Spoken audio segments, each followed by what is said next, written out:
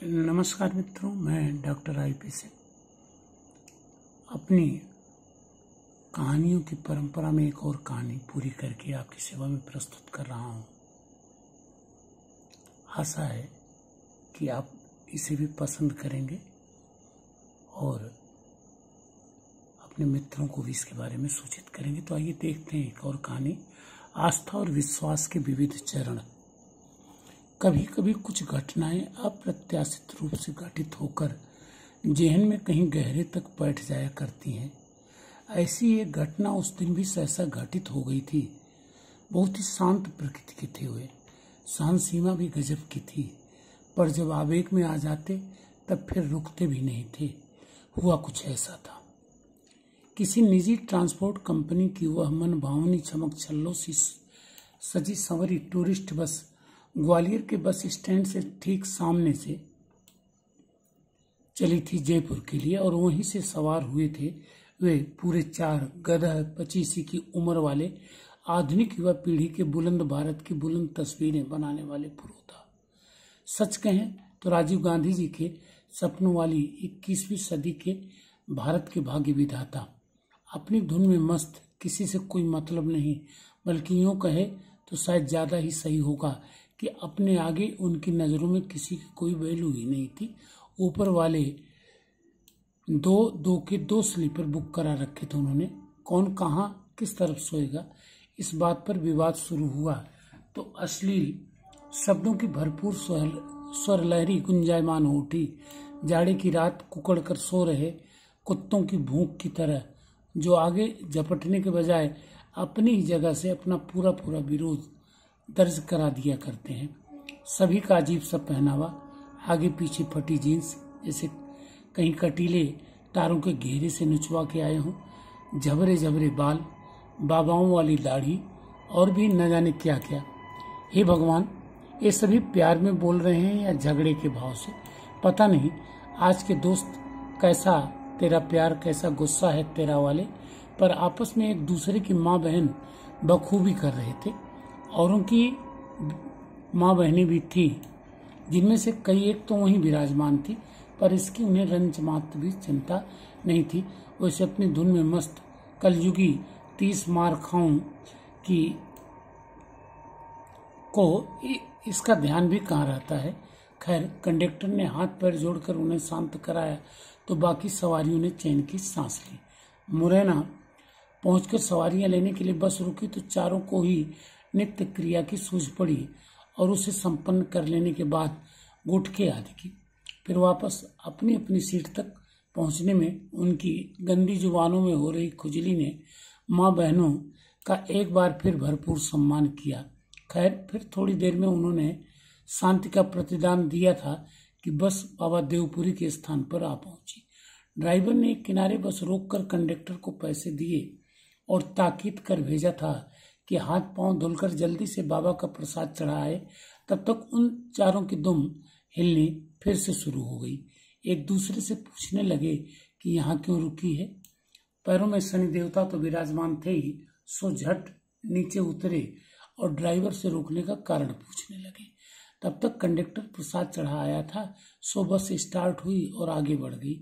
इधर कंडक्टर सवारियों की यथास्थिति देखने आया तो पूछ पड़े, यहाँ क्यों रुके थे। प्रसाद चढ़ाने के लिए, उसने जवाब दिया था। किसका? अगला प्रश्न दागा गया था। देवपुरी बाबा का। ये कौन है? एक महंत थे जिनका प्रसाद चढ़ाने से मान्यता है कि राहों के संकट कट जाते हैं और यात्रा सकुशल पूरी हो जाती है। उसने बड़े श्रद्धा भाव से कहा था। इस बात पर वो चारों के चारों ठठाकर हंस पड़े थे। प्रसाद चढ़ाने से राहों के संकट कट जाते हैं और यात्रा सकुशल पूरी हो जाती है। बाबूजी, हम इतने पढ़े लिखे तो हैं नहीं कि आपसे बहस कर सकें, पर आस्था है सो चढ़ा देते हैं। सालों से चढ़ाते आ रहे हैं।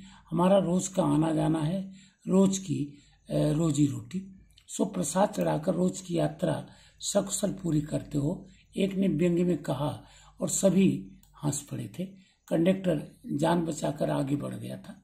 तभी एक बुजुर्ग ने कहा था, बेटों, ये आस्था और विश्वास का मामला है और ये देश ही नहीं संसार की अधिकांश संस्कृतियां,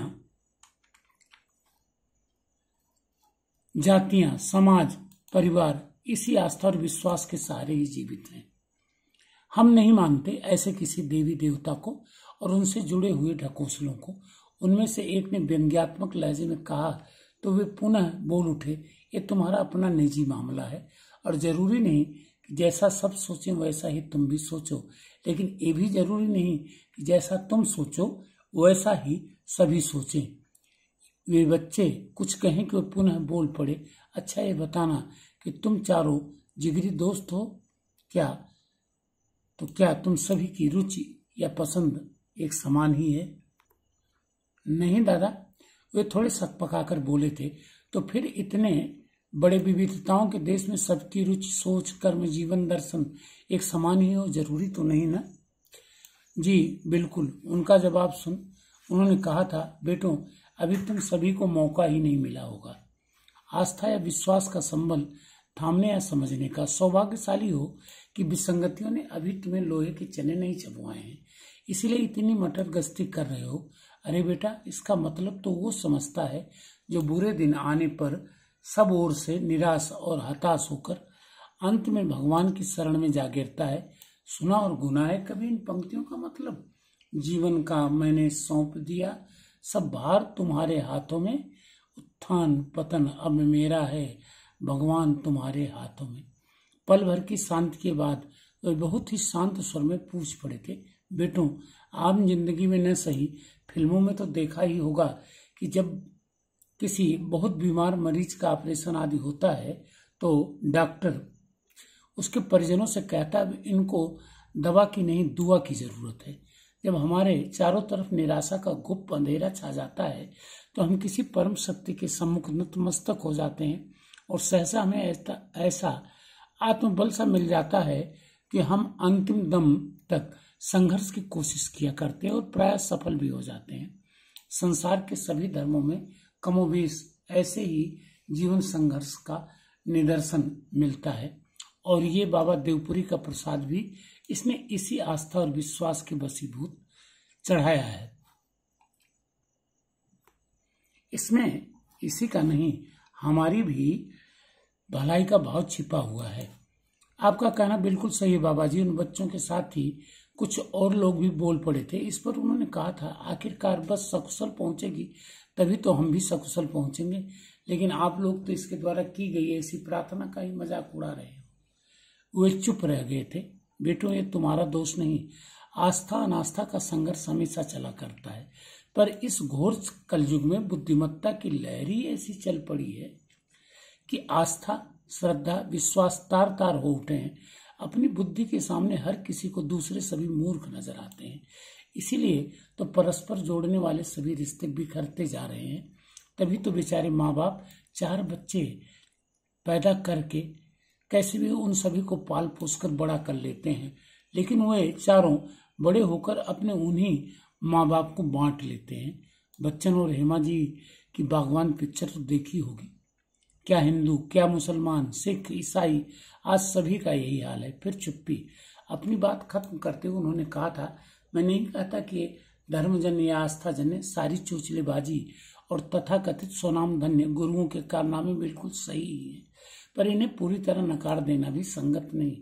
अब हमें गंभीर होकर इन्हें समझने और समझाने की कोशिश करनी होगी।